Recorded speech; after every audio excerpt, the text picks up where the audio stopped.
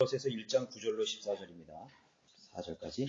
이런 연유로 우리도 그것을 들은 날부터 너희를 위하여 기도하고 간구하기를 그치지 아니하노니 곧 너희가 모든 지혜와 영적 지각 안에서 그분의 뜻을 아는 지식으로 충만케 되어 주께 합당히 행함으로 모든 일에 기쁘시게 하고 선한 일마다 열매를 맺고 하나님을 아는 지식이 자라나며 또 그분의 영광의 힘을 따라 모든 능력으로 강화되어 기쁨으로 모든 인내와 오래 참음에 이르러 우리를 빛 가운데서 성도의 유업에 동참자가 되기에 합당하게 하신 아버지께 감사드리기를 원하노라.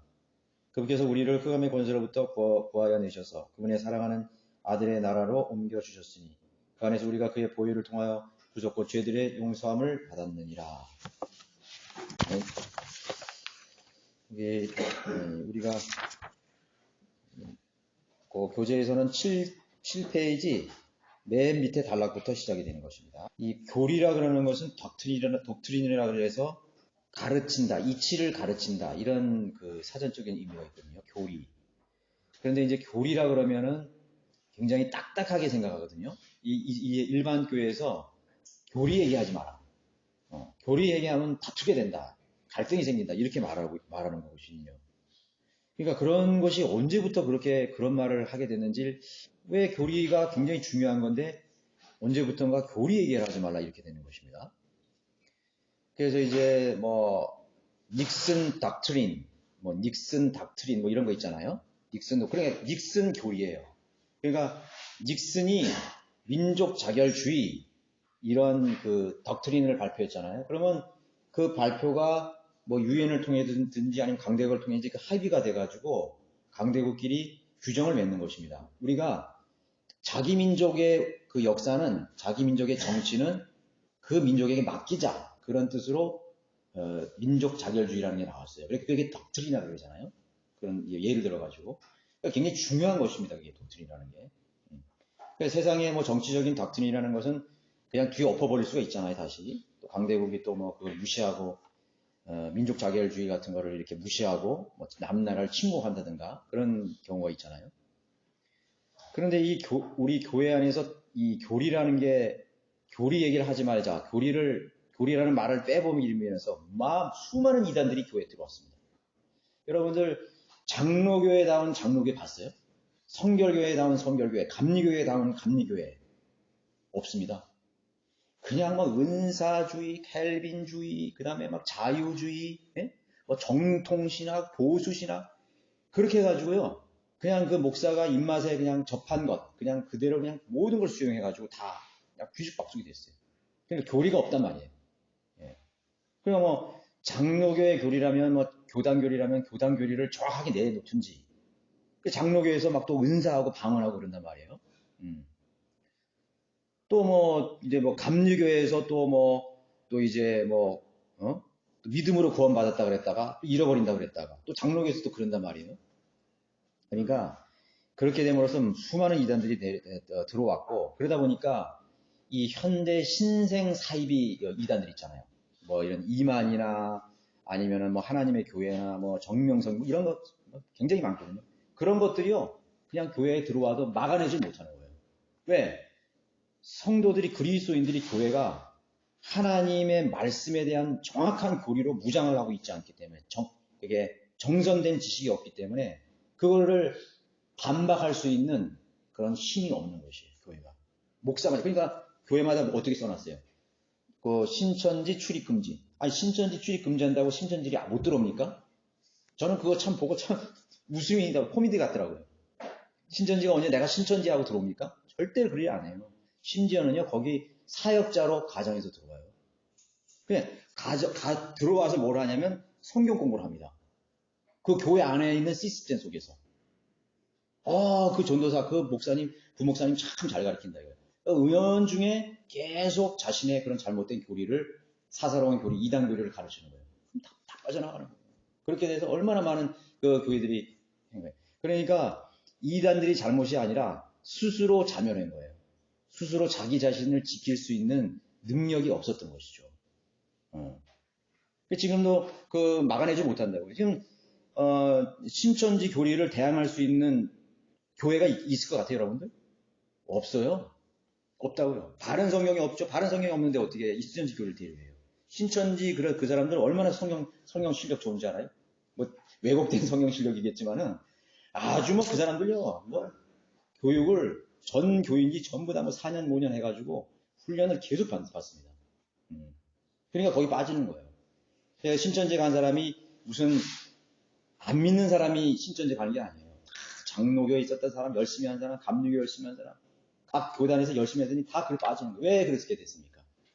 성경적 교리가 없었기 때문인 거예요. 지키지 못한 거예요. 네. 속수무책이라는 것입니다. 그래서 바울의 모든 서신서들도 성령의 감동으로 기록된 하나님의 말씀이기 때문에 서신의 목적은 우선 교회의 교리를 세우는 내용이라는 거예요. 교회의 교리를 세우는 내용이에요. 닥트린이란 말이에요. 그죠? 모든 성경을 하나님의 감동하심에 돼 있고 교리와 책망과 딱 그랬잖아요. 그 교리와 책망할 때 맨 처음 첫 번째로 중요한 게 교리예요. 그래서 첫 번째 나오는 거예요. 교리로 하는 것이고 책망하는 것이고 바르게 하는 것이고 의로 훈육하는 것이고 거기 우리 개혁 성경에는 교훈이라고 그랬죠. 교훈은 교리하고 달라요. 교훈은 교리하고 다르다고요. 그래서 그런 자유주의 신학 사상이 현대 교회를 각 기독교 교파에서 받아들이고 잠식시켜버린 것이죠. 그래서 성경적 근거에 의한 기준 신학이 사라져버렸어요. 기준 신학이 없어요. 성경적 근거에 의한 신학이 없습니다. 그래서 각종 이단 사상, 신학, 거짓 교리들을 수용하게 되어버린 것이죠. 바울의 관심과 기도는 무엇입니까? 모든 지혜와 영적 지각 안에서 그분의 뜻을 아는 지식으로 충만케 한다. 이렇게 말하고 있습니다. 9절에 그죠? 바울이 기도하고 간구하는 것은 너희가 모든 지혜와 영적 지각 안에서 그분의 뜻을 아는 지식으로 충만케 되는 일이라고 있습니다. 신학이라는 말은 뭐예요? 신학. 하나님의 학문을 신학이라고 하는 거예요. 그러니까 우리가 신학교라 그러면 무슨 뭐 전임사역자나 가는 곳으로 그렇게 생각을 해버린다고. 신학을. 아니에요. 신학은 뭐냐면 오늘 여기 바울이 이야기한 게 신학이에요. 이게. 고상하게 좀 한문으로 풀어서 신학이라고 하는 거지. 영적 지각을 해서 그분의 뜻을 아는 지식, 하나님을 아는 지식, 예수 그리스도를 아는 지식이 신학이에요. 골로새 교인들이 그 신학으로 하나님을 아는 지혜로 충만하기를 그렇게 그거에 대해서 관심이 있었다고. 그걸 가르쳤다고. 그래서 하나님에 대한 학문을 말하는 것인데 성경을 배제하고 하나님의 학문을 알 수 있겠어요? 성경을 배제하고 하나님을 알 수 있겠냐고. 없죠. 그 이상한 현상이 이 기독교 안에 들어오게 된 것이에요. 배교했다는 건 뭐냐면 성경을 배제한 상태에서 하나님을 알려고 그러는 것이에요.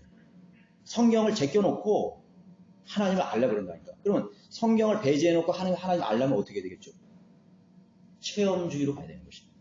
체험주의. 여러분들 이 지금 교회 보세요. 전부 체험이에요. 체험이 없는 신앙은 신앙이 아니래요. 체험이 없는 사람은 하나님을 못 들은 사람이에요. 전부 그렇게 되고 있어요. 바울이 그걸 언제 그렇게 얘기했어요? 그러니까 성경을 완전히 무시해버린 것이죠. 이 체험주의라는 것은 경험론에서 나오는 그러니까 이 철학에서 나온 거예요. 체험주의도요. 17, 18세기 영국의 베이컨이라든가 존 로크 등 그런 경험론을 주창한 대표적 주창자인데 그런 사람들이 이 경험론을 내세웠다고요. 이런 세상 철학의 사상들이 교회에 들어와서 그 경험론, 하나님을 경험하자, 하나님을 체험하자로 바뀌어버린 것입니다. 그 경험론이 또 뭘로 바뀐지 아세요? 18세기 프랑스 사상에서 그걸 계승했는데 유물론적 경험론으로 바뀌었네. 그게 마르크스주의가 되고 있는 거예요. 뭐 르네상스 일어나고 막 그랬죠, 프랑스에서 17세기에.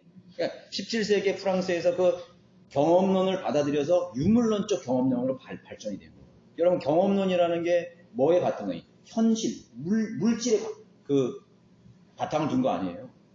우리 체험, 몸. 그것이 유물론적 경험론으로 바뀌면서 마르크스주의가 거기서 나오게 된 것이에요. 누가 만들었겠어요? 그건 마귀가 만드는 거죠. 마귀적인 사상이죠. 또 그거는 중세에서만 나온 것이 아니에요. 그대로 또 올라가면요. 그런 사상을 주창한 사람도 있어요. 스토아파들, 경험론자들이에요. 또 소피스트들, 에피쿠로스, 여러분 성경 사도행전 나오죠? 에피쿠로스 아파. 그런 사람들이 눈으로 봐야 된다. 눈으로 봐야 된다. 그러니까 뭐가 생긴 거야? 우상이 생긴 거예요. 우상.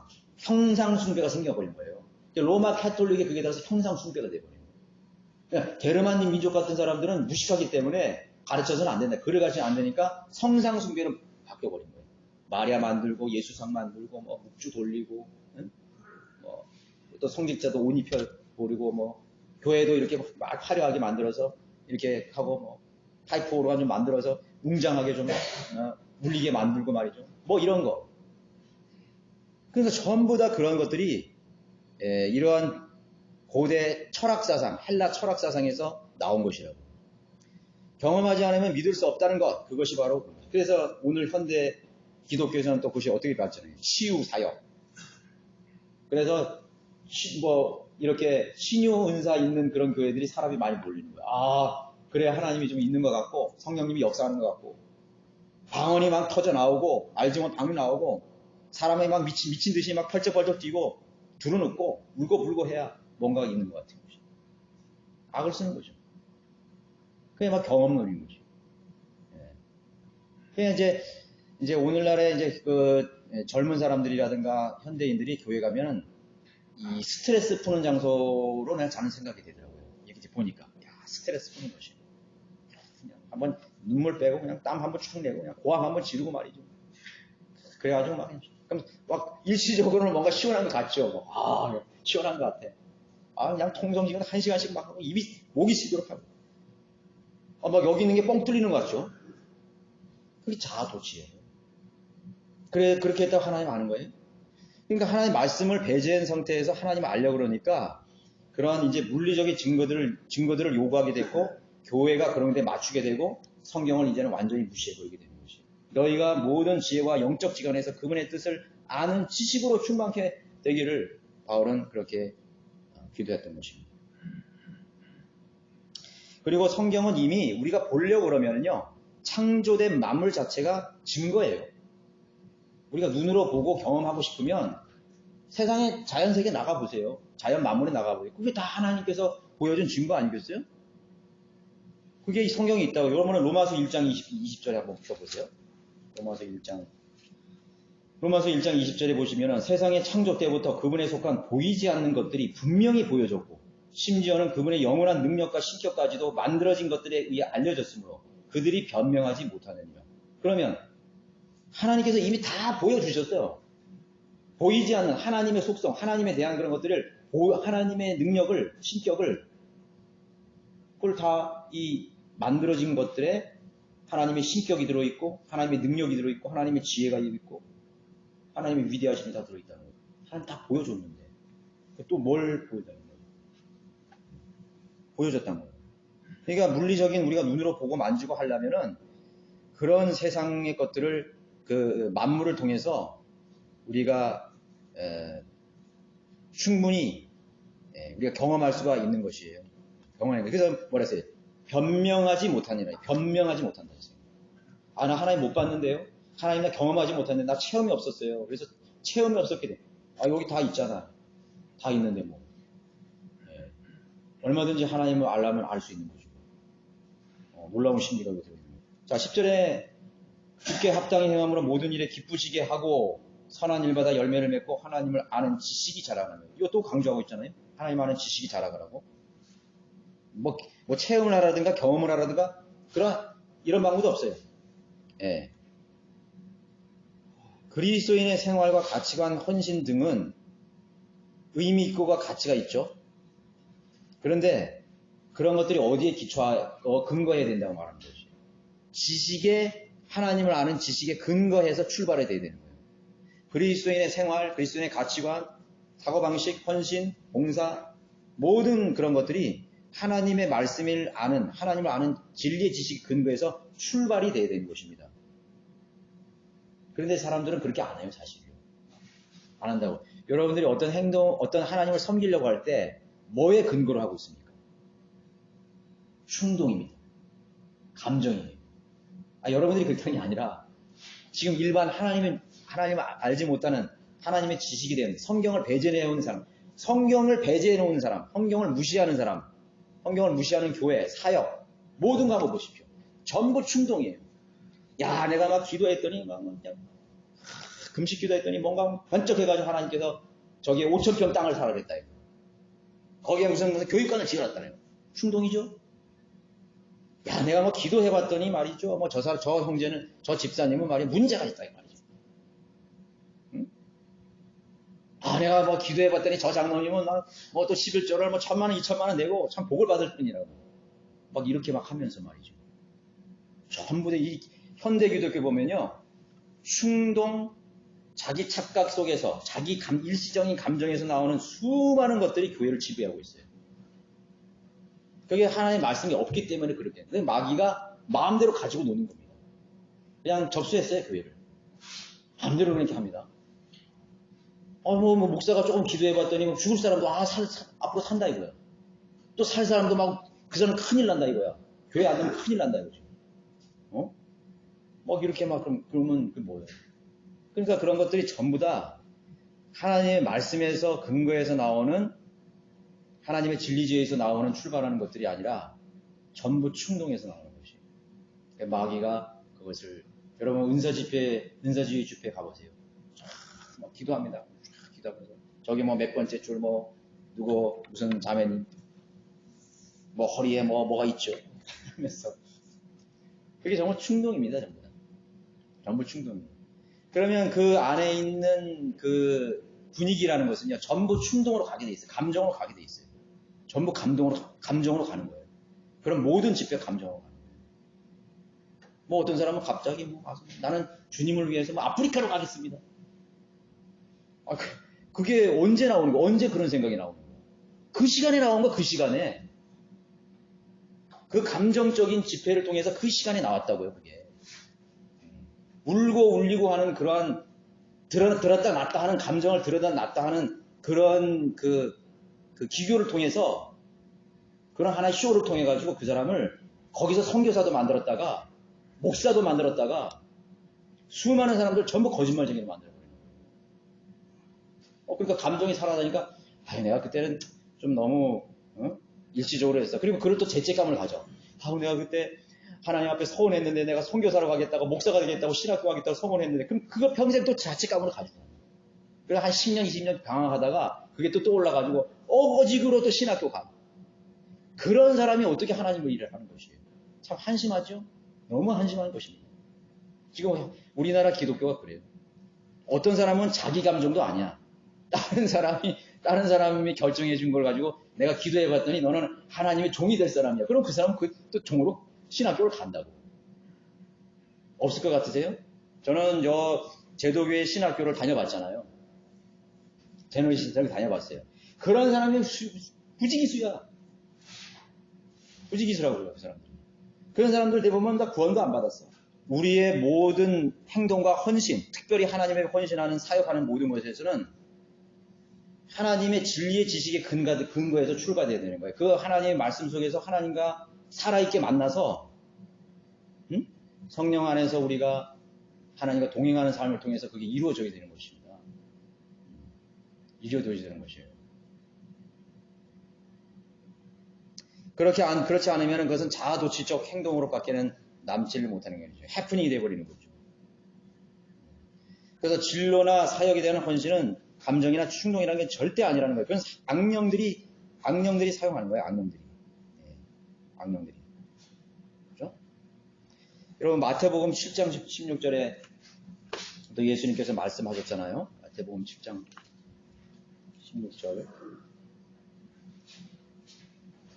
15절에서 보시면 거짓 선지자들을 조심하라. 그들은 양의 옷을 입고 너희에게 나오나 속은 약탈하는 이리들이다. 너희는 그들의 열매로 그들을 알게 되리니 사람이 가시나무에서 포도를 또 엉겅퀴에서 무화과를 거둘 수 있겠느냐.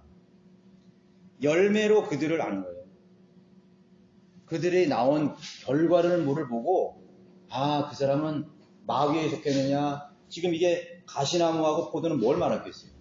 악한 자에 속하고 성령 안에 속한 자를 말하는 거예요. 예. 엉겅퀴는 죄의 상징 아니에요, 죄. 가시와 엉겅퀴를 낸다고 그랬잖아요. 이 땅이 저주를 받았죠. 저주받은 나무예요, 저주받은.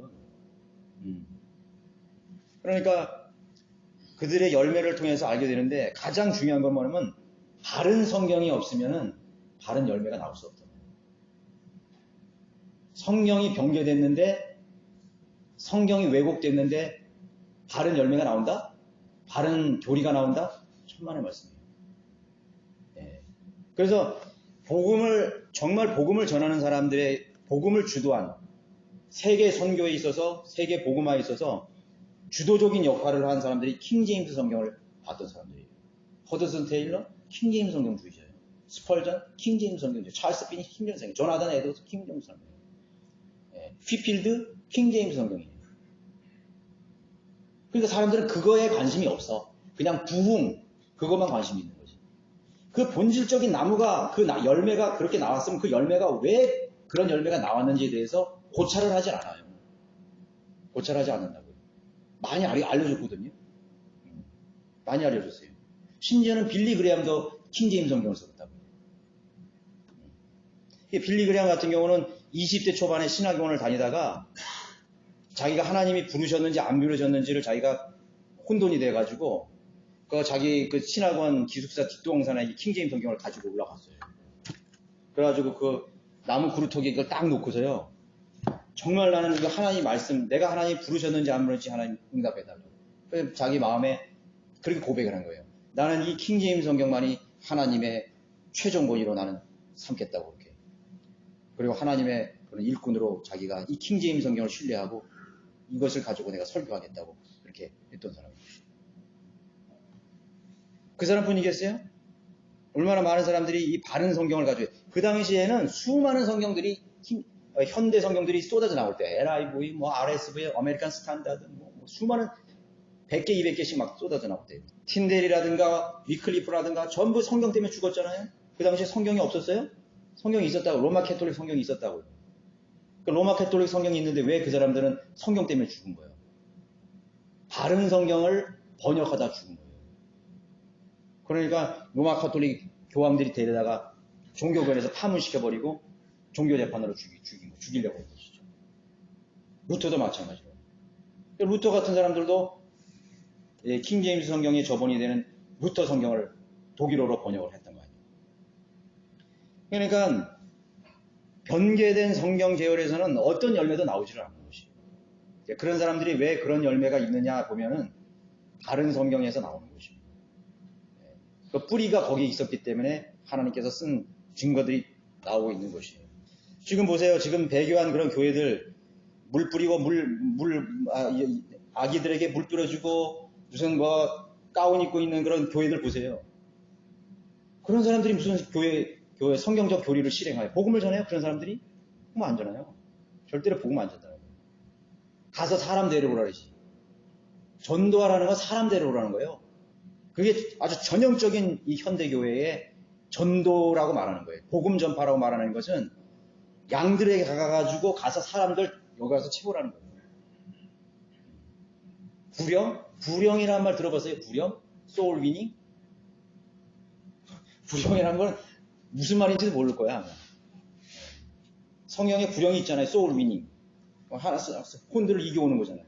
마귀의 자식이었는데 하나님의 자녀로 뺏어오는 거예요. 불영, 소울 위닝. 승리하는 거 그게.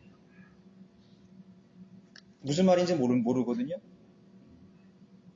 뉴에이지 성경들에서 나오는 열매들은 현저한 차이가 있다는 것을 쉽고 간단하게 우리가 판가름을 할 수가 있다는 것이죠. 11절에 또 그분의 영광의 힘을 따라 모든 능력으로 강화되어 기쁨으로 모든 인내와 오래 참음에 이르라고 말했습니다.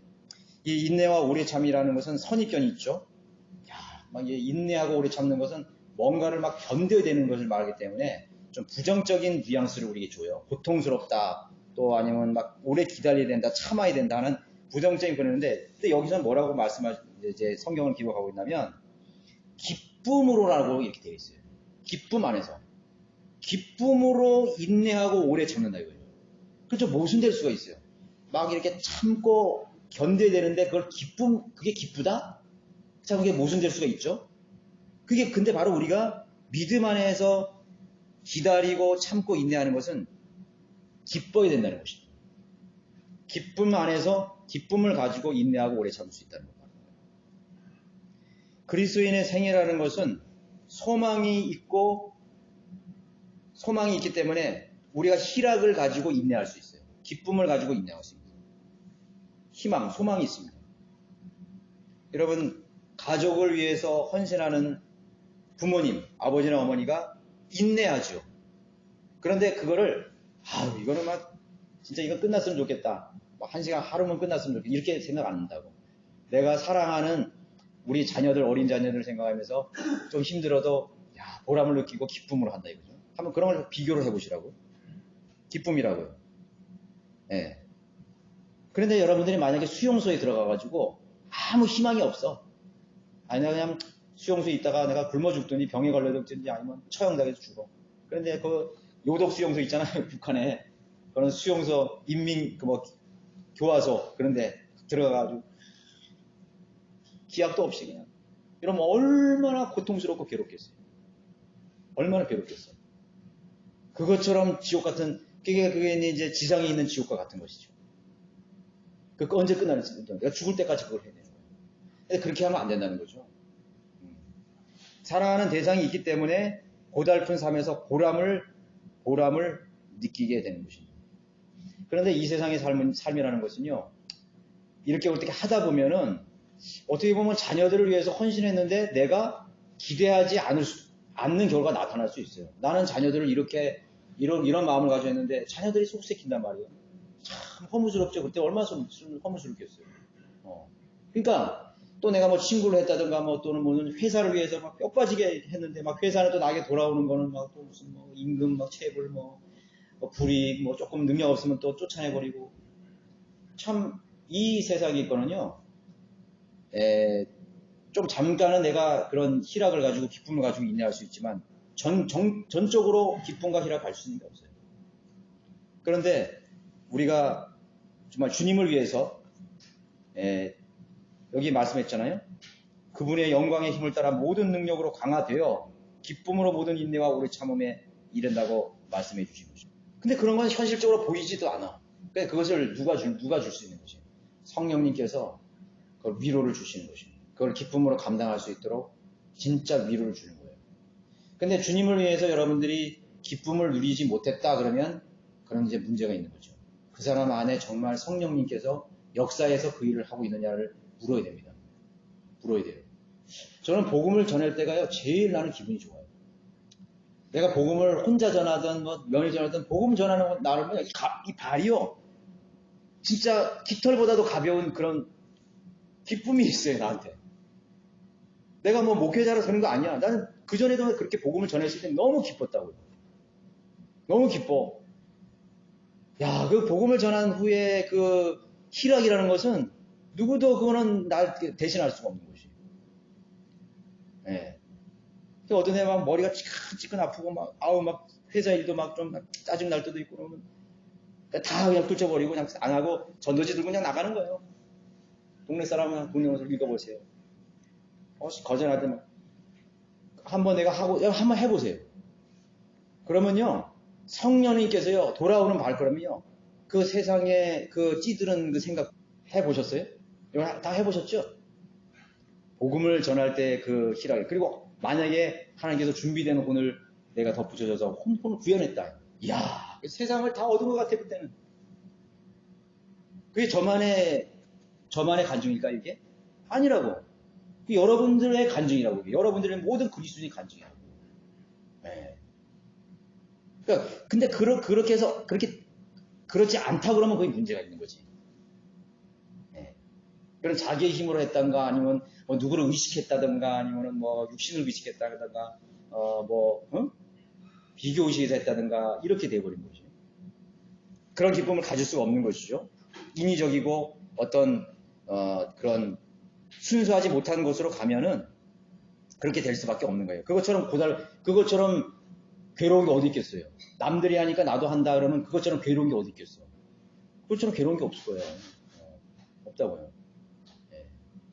내가 나갔더니 보험 전에 나갔더니 다 거절하고 침을 뱉고 말이야. 미친놈이라 그러더라고 말이야.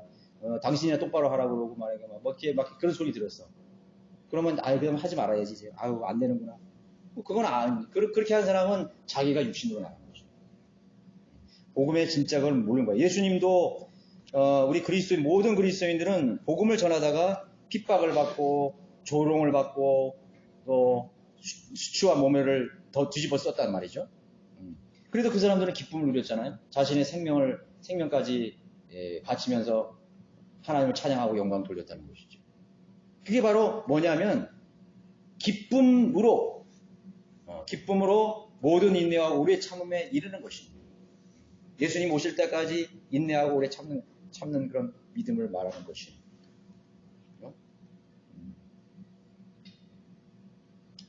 교회 사이에 동참하는 성도들 안에 기쁨으로 인내하고 오래 참을 수 있는 그런 비결은 그리스도의 재림과 예비된 왕국 새 예루살렘 회복 모든 것을 회복하시는 영원한 세계가 마련되어 있다는 것이죠.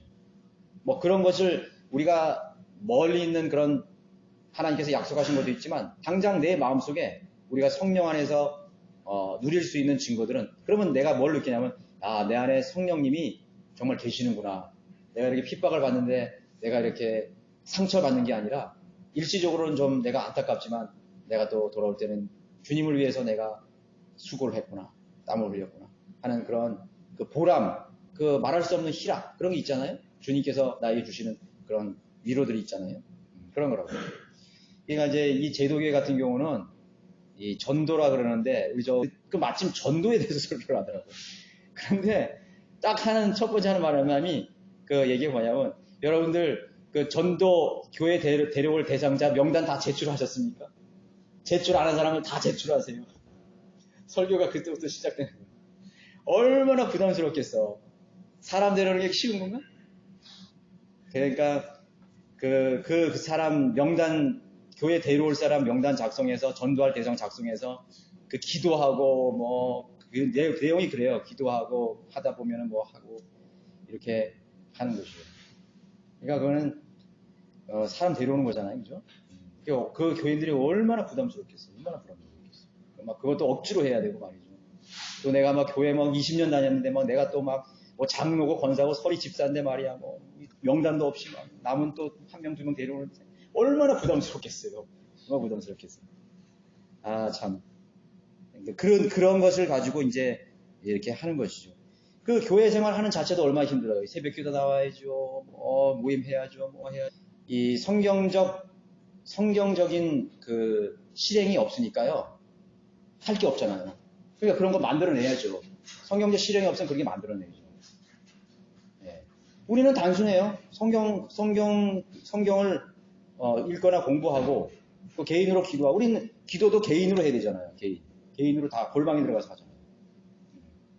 심지어는 기도 모임도 그냥 제가 이제 10분 이렇게 하는데 원래 3, 4, 5 모여서 또 이렇게 하기도 하거든요. 그러니까 다른 사람이 볼 때는 야, 이 기도에는 기도가 없네. 왜 이렇게 기도가 없어? 기도에 불이 붙어야지? 아니에요. 기도는 우리는 골방에서 하는 거야, 골방에서. 바리새인처럼 기도하지 말라 그랬잖아요.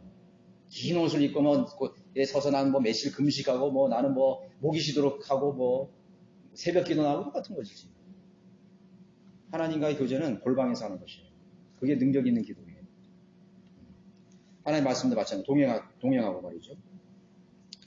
그러니까 성경적으로 실행하는 그런 것이 없으니까 그런 거라도 만들어서 이제 뭔가를 하게 만드는 것이죠. 12절에 보면은 우리를 빛 가운데서 성도의 유업에 동참자가 되게 합당하게 하신 아버지께 감사드리기를 원하노라. 여러분들 빛이 없으면요 식물이 자라날 수가 있어요? 자라날 수가 없잖아요. 빛이 있어야만 이파리나 줄기가 자라나고 이파리가 줄기가 있어야 열매를 맺어야 된다고. 그래서 이 과일 같은 것도 그늘에 있는 데는 과일이 잘 안 달려요. 달려도 시원찮게 다니잖아요. 열매가 없어요. 깜깜한 데 있어요. 사과나무를 깜깜한 데다가 계속 깜깜한 데다가 놔둬봐요. 죽어버리죠. 고사에서 죽어버려요. 모르겠어요. 그냥 그 나무 자체는 살 수 있을지 몰라. 죽는 거예요. 이 빛이라는 거는 굉장히 우리가 이 현상학적으로도 하나님께서 가르쳐 준 거예요. 그만큼의 효과를 가지고 있는 거예요. 여러분 성령님의 조명하심과 성령님의 비추심과 하나님의 말씀으로 여러분들 이런 방사선 같은 거 많이 쓰면 사람들 이렇게 좀 안 좋다 그러잖아요. 근데 이 하나님의 하나님의 광선은 쐬도 돼. 하나님의 말씀의 광선은 많이 받을수록 좋아. 그냥 이 세포가 그냥 강건해져요. 강건해져. 우리가 이 흙으로 돌아갈 이 육체도 말씀으로 창조가 되어 있기 때문에, 지어졌기 때문에 하나님 말씀을 많이 듣고, 그래서 제일 좋은 태교가 뭔지 아세요? 성경을 읽는 걸 듣는 거예요. 뭐 태교할 때 이제 모차르트를 듣느니 베토벤을 듣느니 그렇게 하죠. 물론 그것도 좋아요. 그것도 정서적으로 좋아요. 그런데 더 좋은 게 있어요. 찬양성을 듣거나, 그것도 CCM 말고 정말 우리 고전 찬송 아니면 하나님의 말씀을 읽는 걸 들으면요, 그 애기가 막 거기서 띠띠 놀 것 같아. 제가 볼 때. 예. 왜 식물에다가 사랑한다 그래도 그게 더 잘 자라잖아요. 저는 그게 제일 신비스럽더라고. 컵에다가 냉장고에다가 식은 밥을 넣고 한쪽엔 계속 저주스러운 말하고 한쪽은 사랑한다 말했는데 한쪽은 완전히 곰팡이가 피어버렸어요. 사랑한다고 말하는 그 유리컵에 있는 밥은 그냥 그대로 있어요. 싱싱한처럼. 야, 근데 그 저주한 그 고기는 곰팡이가 시커멓게 뻐요. 하나님 말씀으로. 그래서 저는 그 전에 화분에다가도 하나님 말씀 적어놨다. 그렇다면 그것이 바로 하나님의 그 생명의 빛을 받아서, 예? 그래서 우리를 빛 가운데서 성도의 유업에 동참자가 되게 합당하게 하신 하나님께 감사한다는 것입니다. 어둠의 열매가 뭡니까? 부패한 기독교의 산물들이죠. 부패한 기독교. 그 성령님의 비추심이 없고 하나님의 말씀에 대한 비추심이 없으니까, 빛이 없으니까 어둠의 열매밖에 안 나는 거예요. 음행하고 불의하고 수많은 배설물들, 쓰레기들이 오만 잡동사니까 다 나오는 것입니다. 근데 그런 자리에요, 그다음에 어둠의 열매들을 내는 그런 자리에 구원받은 사람이 그 자리에 앉아있으면 어떻게 될까요? 하나님의 생명, 예수 그리스도의 복음으로 생명으로 거듭난 사람이 그런 부패한 어둠의 열매를 내는 그 자리에 앉아있으면 어떻게 될까요? 답답하죠. 뭔가 아쉽죠. 그리고 어떻게 되는지 아닙니까? 짜증이 나기 시작합니다. 저는 그런 얘기 많이 들었어요. 저는 제도교회 다닐 때요, 구원받은 그 당시에는 이제 여자 집사님인데 제가 구령을 다 했어요. 구령을 다 하고, 구령님도 구령 다 하고, 복음 다 했는데, 그분이 한 몇 개월 지난 다음에요, 저한테 와서 이렇게 하는 거예요. 저는 목사님의 설교를 들으면 짜증이 납니다. 큰일 날 소리잖아. 아니, 교회에 은혜로운 말씀, 복된 말씀, 하늘로부터 내려오는 그 영적 양식을 들으러 왔는데 목사님의 설교를 들으면 짜증이 난대. 내가 속으로 내가 그것을 동의하는 거예요. 거듭난 그리스도인들이, 빛의 자녀들이 어둠의 일을 실행하는 교회에 앉아있으면요, 분노가 일으키기 시작하는 것입니다. 그래서 그 자리를 박차고 나올 수밖에 없는 거예요.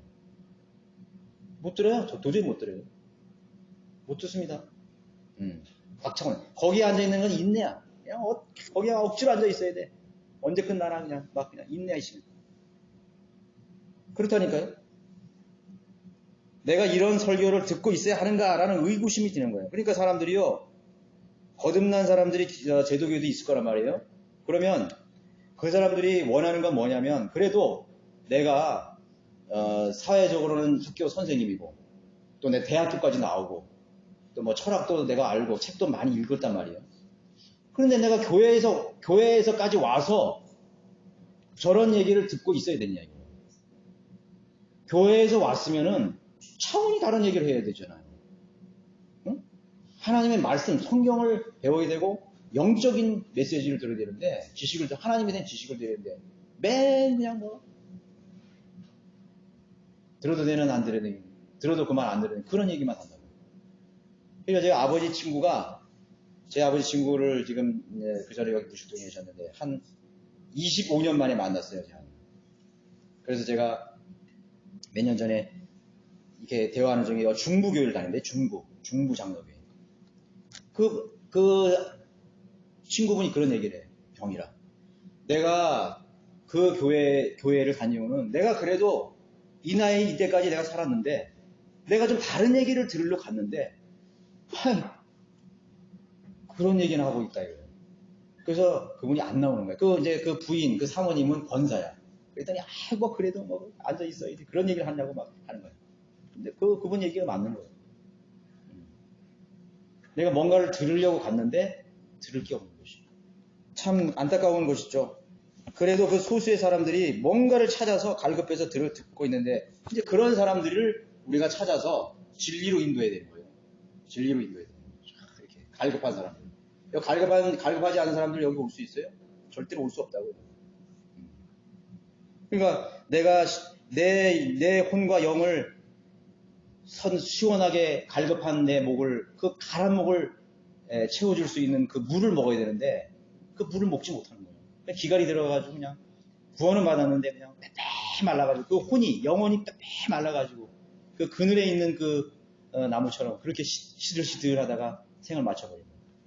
안타깝죠? 얼마나 그런 많은 것들이 있어요. 14절에 이제 그 안에서 우리가 그의 보혈을 통하여 구속고 죄들을 용서받는 겁니다. 우리가 예수님의 피로써 우리가 구원받는다는 구원의 용어는 몇 가지가 있어요. 용서가 있죠. forgiven as라서 용서받은 거죠. 또 리미션이라서 죄사함 받는 것이죠. 그 다음에 구속, 그 다음에 전가라는 말이 있습니다. 또 이것까지 다 설명을 하자면 저번에도 한번 그 구약시대의 성도들은 용서하고 죄사함까지는 있었는데 구속이 없었죠.